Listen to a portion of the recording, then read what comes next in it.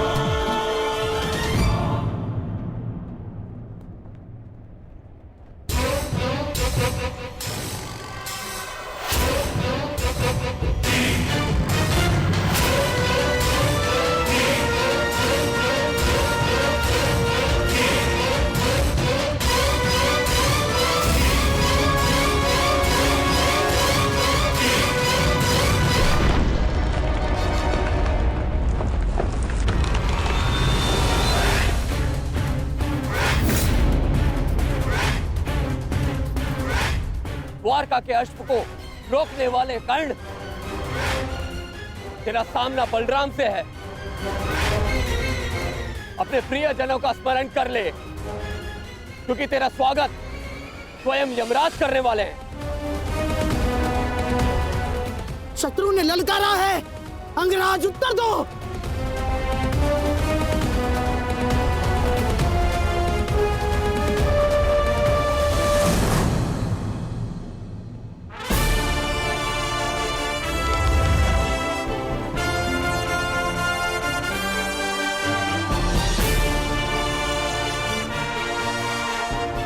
इस छलिए कृष्ण ने हमारे कई बनते काम बिगाड़े हैं दुर्योधन।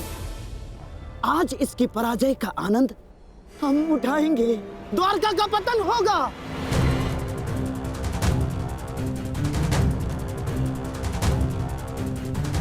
और फिर तुम्हें पांडवों का कोई भय नहीं होगा, मेरे सम्राट, कोई भय नहीं होगा।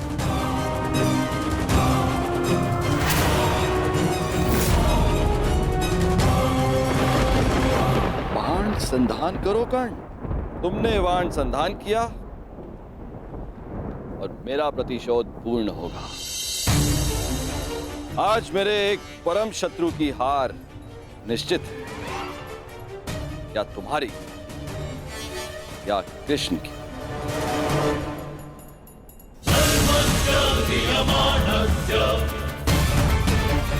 चला बाण चला कर्ण, ये तेरे बाण ही तेरी मृत्यु का कारण बनेंगे।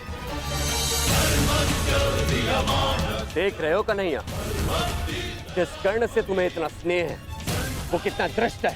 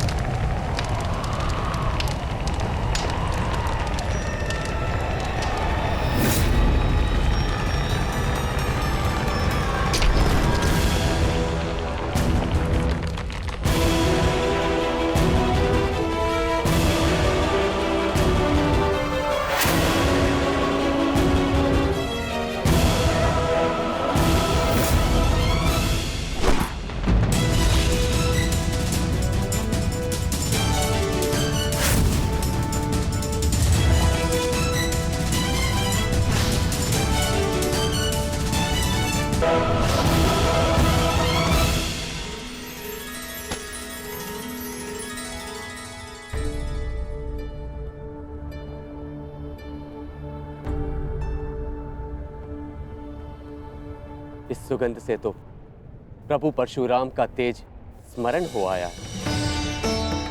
ये कैसा प्रहार है? प्रहार नहीं, आभार है दाऊ।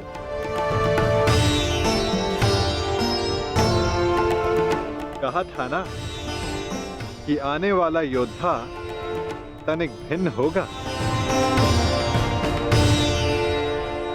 हस्तिनापुर के युवराज की ओर से मैं परशुराम शिष्य राधेकर्ण श्री बलराम और वासुदेव को नमन करता हूं। शत्रु को नमन?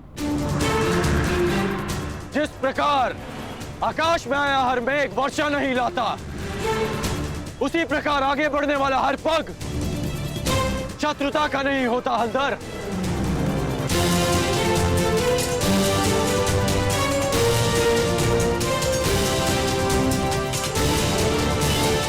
हस्तिनापुर की मित्रता स्वीकार करें। शत्रुता का विकल्प तुमने ही चुना था कर्ण। जब मित्रता ही करनी थी तो अश्वमेघ यज्ञ का अश्व रोका क्यों? ताकि यज्ञ पूर्ण करने की आपकी मंशा और आपके वीरों का परिश्रम व्यर्थ ना जाए।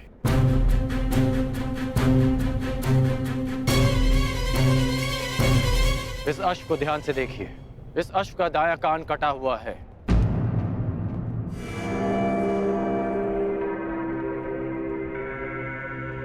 अर्थात इसका अंग भंग है और नीति अनुसार अंग भंगित अश्व के साथ किया गया यज्ञ फलदायी नहीं होता। इसलिए मैंने आपके इस अश्व को रोका।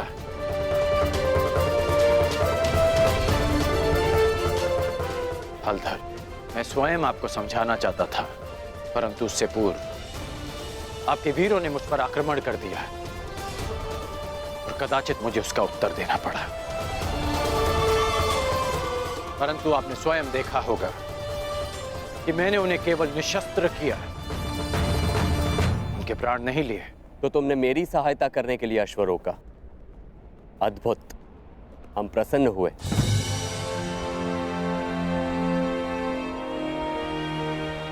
यह अश्व लाने का उत्तरदायित्व किसका था? कान्हा, तुम सबको यही कहते हो ना कि तुम मेरी आज्ञा का पालन करते हो, लेकिन परिणाम में वही होता है जो तुम चाहते हो।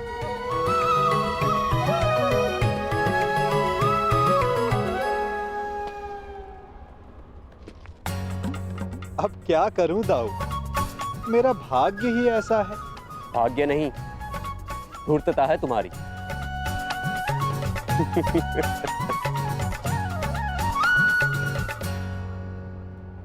तुम्हें लेके मेरे मन में जो भ्रम था, वो भ्रम तुमने तोड़ दिया है।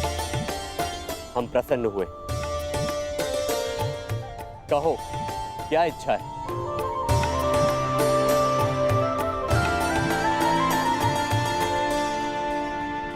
आपसे मित्रता की इच्छा है हलधर।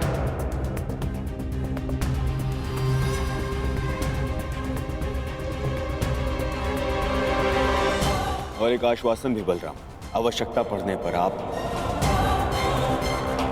और आपकी सेना हस्तिनापुर की सहायता अवश्य करेंगे।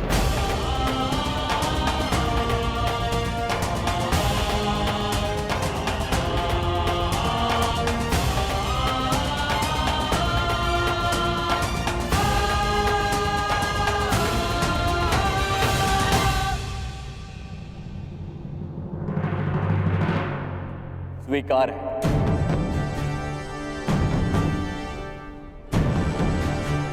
परंतु मैंने तुमसे कुछ मांगने को कहा था कर्ण। इस समय मेरा लक्ष्य युवराज दुर्योधन को सर्वशक्तिशाली बना देना है।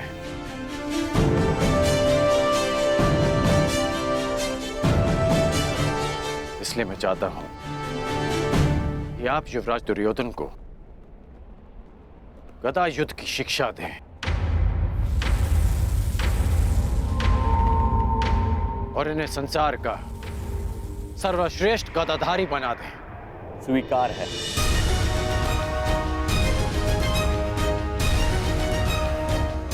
आओ, द्वारका का आतिथ्य ग्रहण करो।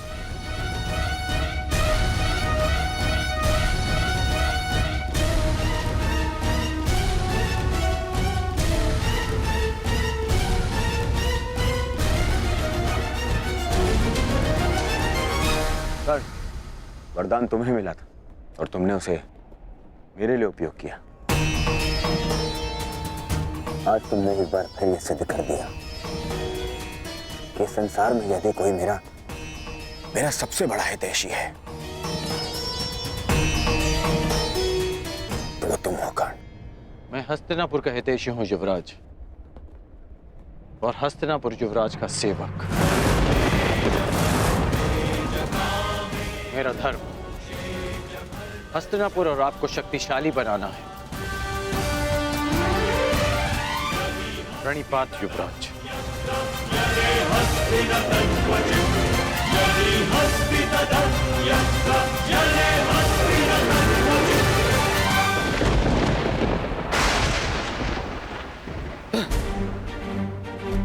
गुणा, गुणा, मेरे प्रयास आज सफल हुए। मेरे इतने कठोर परिश्रम के बाद भी उस कर्ण को द्वारका का समर्थन मिल ही गया। उस कर्ण की दिग्विजय पूर्ण हुई।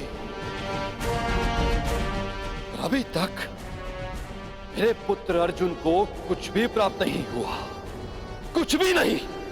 समय आ गया है, समय आ गया है, मुझे ही कुछ करना होगा। इस कर्ण के सौभाग्य को दुर्भाग्य में परिवर्तित करना होगा।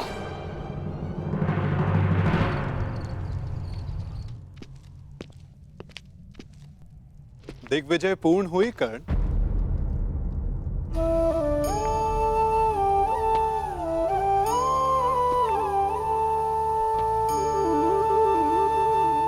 लगभग 12 वर्षों तक तुम लगातार युद्ध करते रहे हो। निश्चित रूप से थकान अनुभव हो रही होगी। विश्राम नहीं करोगे? मित्रा के लिए शरीर की थकान से अधिक मन की शांति होती है केशव। मेरा मन अशांत है। एक परिवर्तन का स्वप्न लेकर मैंने अपना जीवन प्रारंभ किया था। तू स्वयं ही परिवर्तित हो गया केशव।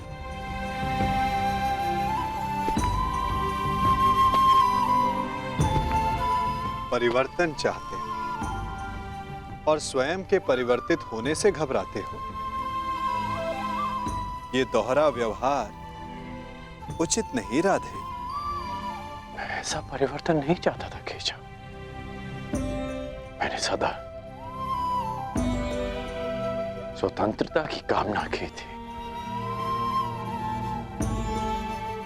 और आज स्वयं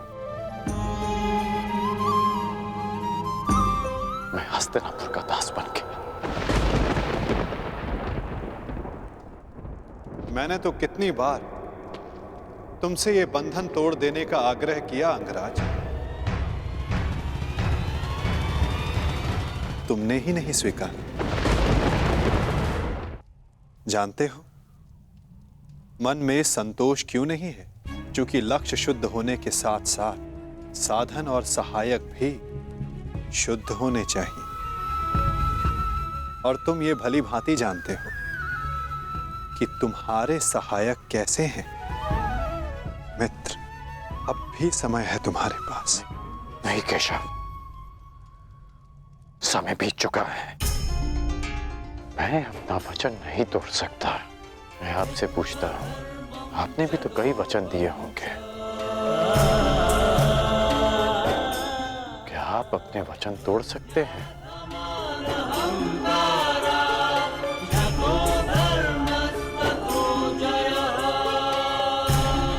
कौन जाने मित्र, भविष्य में क्या छिपा है। तुम बताओ, अब दिग्विजय के पश्चात तुम क्या करोगे? केशव, मेरा मन अशांत है। सोच रहा हूं कि हस्तिनापुर जाने से पूर्व गुरु परशुराम के दर्शन करा। विचार उत्तम है मित्र, परंतु स्मरण रखना, कभी कभी अकेला यात्री मार्ग में भ्रम के जाल में फंस जाता है। प्रयास करना कि भ्रम के जाल में ना उलझ जाओ। केशव, जिस परिस्थिति में मैं हूं, कोई भ्रम मुझे क्या सताएगा।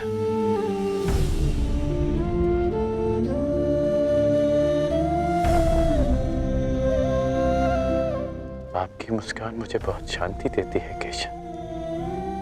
आज्ञा दीजिए।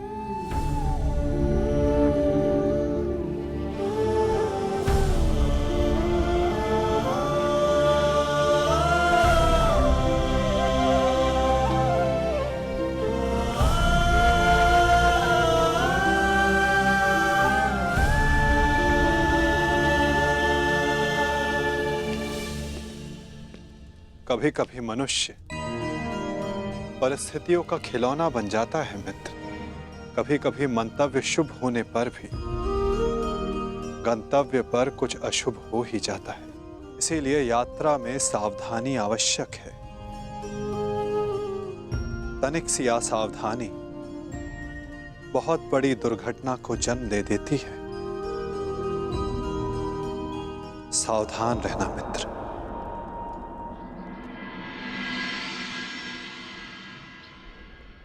अपने गुरु से भेंट करने से मैं तुम्हें रोक नहीं सकता मित्र, परंतु मैं चाहता था कि तुम मेरे साथ में हस्तिनापुर चलो, मेरे इस दिग्विजय का सम्मान और सत्कार प्राप्त करो। युद्ध में बाण धनुष से चलाए जाते हैं युवराज, परंतु विजय सदा योद्धा की मानी जाती है। उसी भांति दिग्विजय आपकी है। मैं तो केवल एक निमित्त मात्र हूं।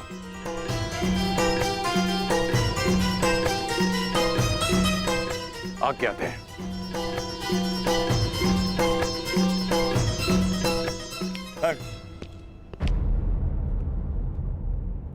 अपने मित्र को हार कर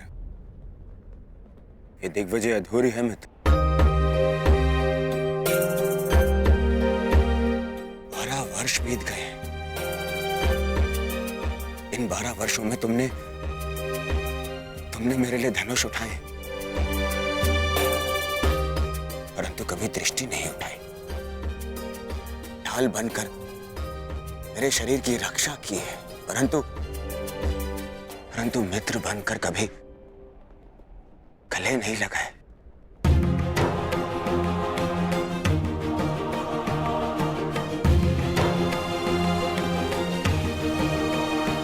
मुझे तो यह समझ में नहीं आता कि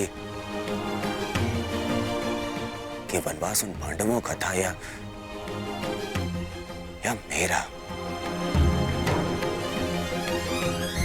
बस मित्र, अब तो क्षमा कर दो मुझे। एक दिग्विजेता को अपने सेवक से क्षमा मांगना शोभा नहीं देता युवराज।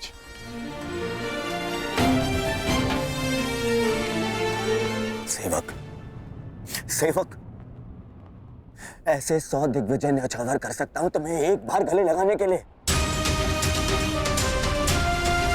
बस एक बार मेरी आंखों में देखकर मुझे मित्र पुकार के एक बार गले लगा लो मित्र।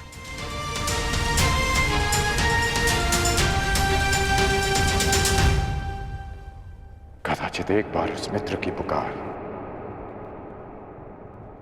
युद्ध भवन में भी सुन ली होती आपने युवराज।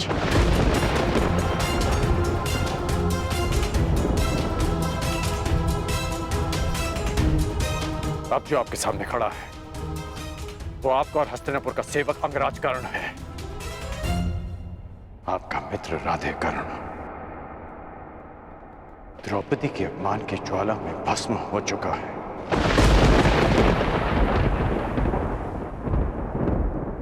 और जो भस्म हो जाते हैं